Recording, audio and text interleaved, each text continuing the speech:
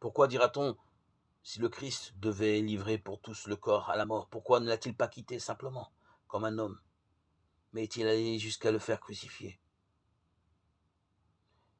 Car il était plus convenable pour lui de déposer le corps dans la dignité que de subir l'outrage d'une telle mort. Voici cette objection n'est pas trop humaine. Ce qui est arrivé au Sauveur est vraiment divin, digne de sa divinité pour plusieurs raisons. S'il avait déposé le corps en privé dans un lit à la manière des hommes, on aurait pensé que lui aussi subissait cela à cause de la faiblesse de la nature, et qu'il n'avait rien de plus que les autres hommes.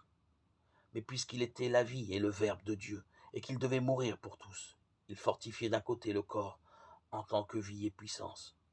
Mais d'un autre côté, puisque la mort devait survenir, il se ménagea à l'occasion, non de lui-même, mais par les autres, d'accomplir le sacrifice.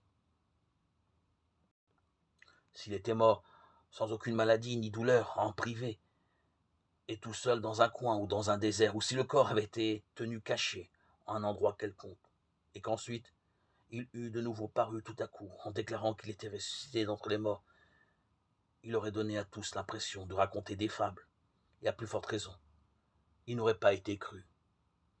Aussi la mort advint non de sa propre initiative, mais par suite d'un complot, afin que cette mort, précisément, qu'il infligeait au Sauveur, lui, la détruisit.